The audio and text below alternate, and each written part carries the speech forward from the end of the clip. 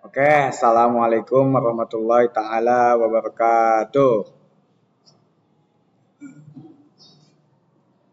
Kami di sini dari kelompok 5 akan menjelaskan tentang AI, Artificial Intelligence, menyeimbangkan inovasi dengan tanggung jawab di era mesin cerdas.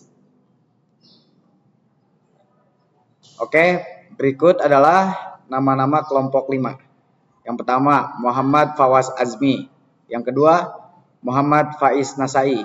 Yang ketiga, Muhammad Farhan Fauzi Akbar. Yang keempat, Muhammad Razka Adila. Yang kelima, Muhammad Abdul Aksis Al. Yang keenam, Fahri Saitama Sofyan. Yang ketujuh, Muhammad Aufa. Oke, saya akan berikan perjuangan saya kepada Aksis. Silakan.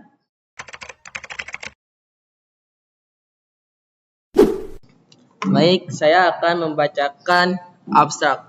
Apa itu abstrak? Abstrak adalah AI atau kecerdasan buatan adalah teknologi yang membuat mesin bisa berpikir dan bertindak seperti manusia. AI digunakan di berbagai bidang seperti kerja, kesehatan, pendidikan, dan hiburan untuk mempermudah pekerjaan. Namun, karena bisa menggantikan peran manusia, AI perlu digunakan dengan bijak agar manfaatnya lebih besar dari risikonya. Oke, baik, kita slide selanjutnya. Nah, di sini ada pendahuluannya. Lalu kita meneliti ini membahas konsep dasar dan perkembangan AI, kecerdasan buatan, serta contoh penerapan dalam kehidupan sehari-hari. Tujuannya untuk menjelaskan peran dan dampak AI dalam era revolusi industri 4.0 terhadap kemajuan peradaban manusia. Oke, baik. Slide lagi. Oke, di sini ada metode penelitian. Penelitian ini memakai metode studi literatur dengan analisis isi, yaitu menelaah sumber-sumber seperti jurnal, buku, dan publikasi akademik 5 tahun terakhir. Langkah penelitiannya meliputi pengumpulan data, seleksi sumber, analisis data, dan sintesis hasil. Baik, presentasi ini dilanjutkan oleh Faiz.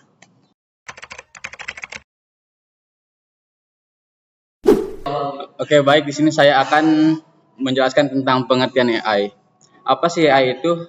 AI adalah teknologi yang memungkinkan mesin atau komputer meniru cara berpikir manusia, seperti belajar, mengambil keputusan, dan memecahkan masalah. AI digunakan untuk membantu manusia dalam berbagai bidang seperti pendidikan, bisnis, kesehatan, hingga hiburan. Oke, penjelasan selanjutnya akan dilakukan oleh Farhan.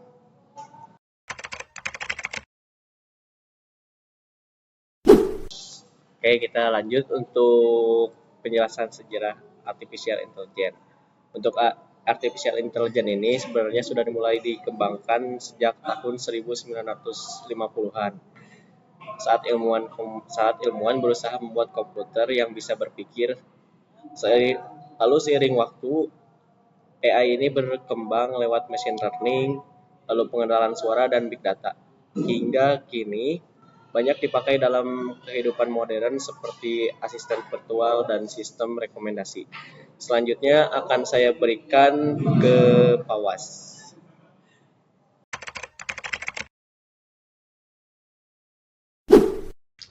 Cara kerja AI mengumpulkan dan memproses data menggunakan algoritma untuk belajar dan membuat keputusan sendiri. Contohnya, mengenali wajah, menerjemahkan bahasa, dan menyesuaikan pelajaran sesuai kemampuan pengguna. Saya lanjut ke Razka.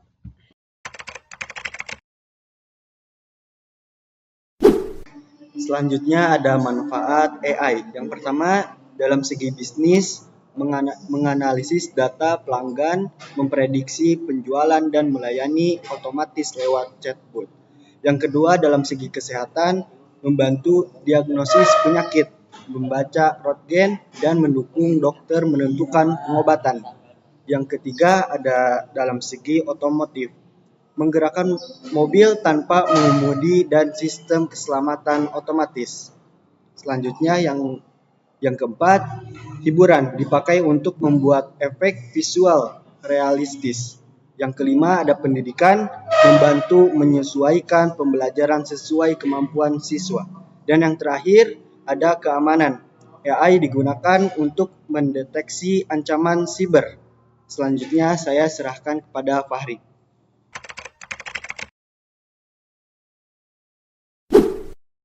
Oke, mari kita lanjut.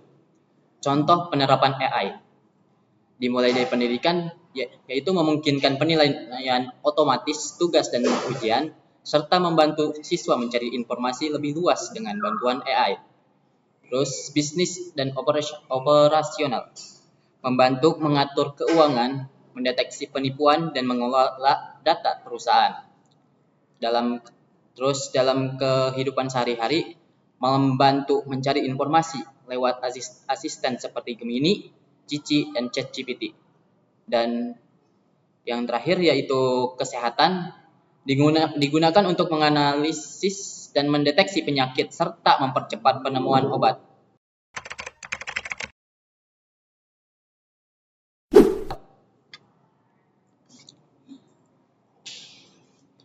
Kesimpulan dari materi ini yaitu intelligence merupakan teknologi yang terus berkembang pesat dan memberikan dampak signifikan terhadap berbagai sektor terkhusus dalam kehidupan sehari-hari. Tetapi, di balik banyak manfaatnya, penerapan AI tetap harus memerlukan kebijakan etis yang baik agar tidak menimbulkan penyalahgunaan teknologi. Oleh karena itu, pengembangan AI harus dilakukan secara bijaksana dan berorientasi pada peningkatan kualitas hidup manusia, bukan sekadar efisiensi teknologi, dan dengan pengembangan lalu disertai dengan pemakaian yang bijak. Pasti teknologi akan menjadi pilar kehidupan dan mempercepat era teknologi yang baru dan lebih baik lagi. Hari Senin menyambut tamunya punya kekasih. Saya undur diri memperjuangkanmu. Jadi sekian, terima kasih. Saya akan memberikan kepada moderator.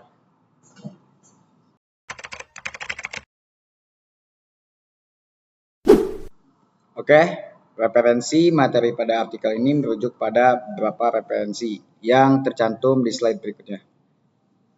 Ya, ini referensinya. Yang ini juga ini. Mungkin cukup sekian dari kami. Kurang lebihnya mohon maaf. Wassalamualaikum warahmatullahi wabarakatuh.